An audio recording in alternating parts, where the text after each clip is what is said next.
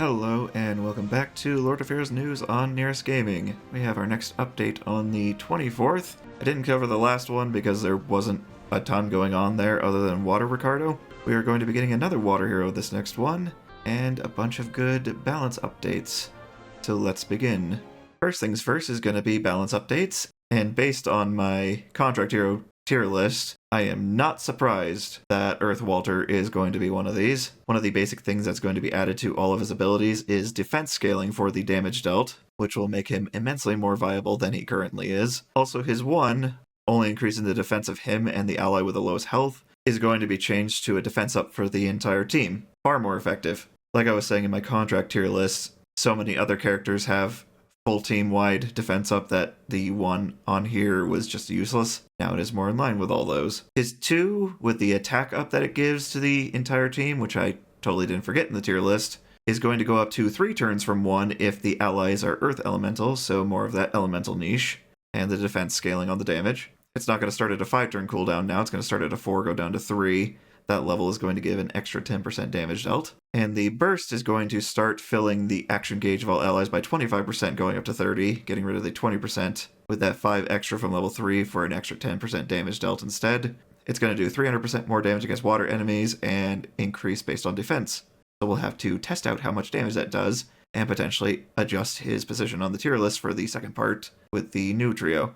The spirit cost is also going down from 4 down to 3 to 3 down to 2. So that is in line with Earth Elev's burst now, cost-wise. Fire Astrid is up next, our single target, speed-based fire DPS. And now here's some more confirmation that this wording actually means something, because this is the only thing that changes on her 1. Instead of the attack strength increasing based on user speed, the damage dealt increases based on the user speed. I still don't 100% know how that calculates out. I would imagine this is better, so I'll have to go through and see which characters have attack strength increases still. I'm curious if Watercrom is like that. That is also going to happen to her too, but now instead of giving her increased speed for 2 turns, that is gone. It will now increase her crit hit damage by 10%, stacking up to 20 times, and give her an extra turn if she attacks an Earth Elemental enemy. More than 1 cannot be gained in a row, and this would be a daunting stack fest to get into, but her Divine Relic gives her a chance to blitz on any of her attacks, so that makes that a bit easier. Her burst now is going to deal 100% more damage if you have 5 or more of those stacks from her 2, and has that damage dealt change. More experimentation will be needed. Earth Olivia is next, surprisingly. Your free Earth Sniper for your first week of login. Her 1 is going to get an addition that has a 50% chance to reduce the attack strength of the target for 1 turn if the target is water. This is a little weird to me, given it's a very low chance of occurring and it's water specific. She is going to get a chance for Flurry, but even then, why 50? Guess they're trying to keep her in her starter unit slot? Just seems really weak to me. Her 2, however, is going to fill the action gauge of all allies by 25%, so she is a micro action gauge booster. So even if you don't pick Crom, she's not as strong as him by 20%, but you will have someone, guaranteeably, after a week of logins. On top of that, she also has a chance to blitz. Her burst used to gain an extra turn if an enemy died. That is no longer the case. It now deals 100% more damage if the target's speed is decreased, which her 2 can do, and additionally triggers Flurry or Blitz 1 time, so either her 1 or her 2. She's a bit more interesting now, and a bit more usable with that 2 especially. I have to see if she's actually viable though, and how much damage her burst can do. I remember her stats not being the greatest. Dark Light Ray is going to be mainly straightforward. Pretty much all 3 of her abilities are going to get health scaling damage. And her burst as well is going to deal 80% more damage against light elemental enemies for every dark elemental ally in the field, up to a max of 400. She is also going to be the new Link Summon hero, and as such she will be getting relics, although we will have to wait till the update to actually see what those are. But Cesaire is getting some buffs, and based on how things have been going previously, if I remember right, this means she will likely be the rerun hero next month. So this will be her first time being available to summon since her release, and she will finally have her relics, being one of the only characters who has had a summon banner that does not have relics. So I'm curious to see what those are as well on update day, although they will likely not be available to acquire until next month. Her 2, which grants Revenge and Reflect to her and the ally with the highest attack, for 2 to 3 turns will give it for 3 to 4 turns if the ally is Light Elemental. Her burst is also going to deal 50% more damage against dark enemies for every light ally on the field, up to a max of 250. She was already incredibly effective before.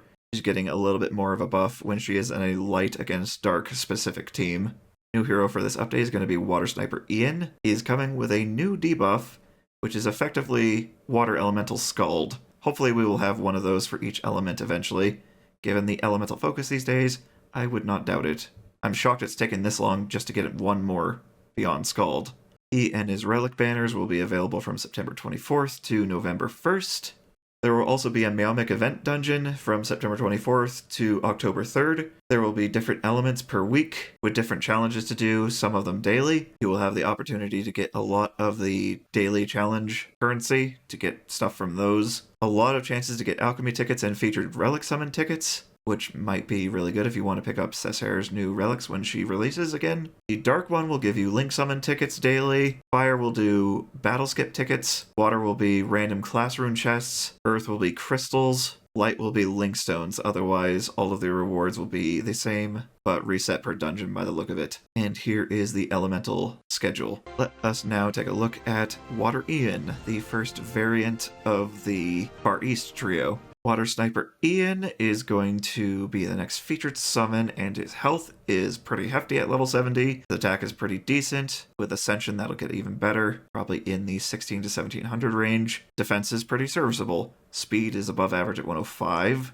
His one will attack a single target, 40 to 50% chance to inflict decay defense on the target for 2 turns, 90 to 100 if they're fire. Good to see this branching out to other elements more evenly now. His 2 has a 90 to 100% chance to reduce the speed of each enemy respectively for 2 turns, 100% chance to inflict frostbite on each enemy respectively for 2 turns, which will increase the damage taken from water elemental enemies by 20%. I love how they still mention that this is not affected by elemental weakness, which is still only on Dark Lucilica. I highly doubt we'll ever see that again. But this additionally fills the action gauge of all allies by 25 to 35%. Not the strongest, but always nice to have in there. Is a 3-turn cooldown though, not 2 like most action gauge boosters. I did not notice this the first time I looked through this. His burst, spirit cost of 3 going down to 2 and 1. This is the first natural 1 costing burst in the game. All the others get down to a minimum of 2, and to get them down to 1 cost, you have to run at least 3 burst slots in the Calamity's Cradle. I never thought we would see a 1 cost burst. This attacks a single target, and he gains an extra turn after attacking if there is a fire elemental enemy on the field. He doesn't have to attack them specifically, cannot gain more than 1 in a row, deals 400% more damage if the target's speed is decreased from his 2, or otherwise, and additionally steals all buffs from the target. Another way of getting rid of things like counterattack or thorns.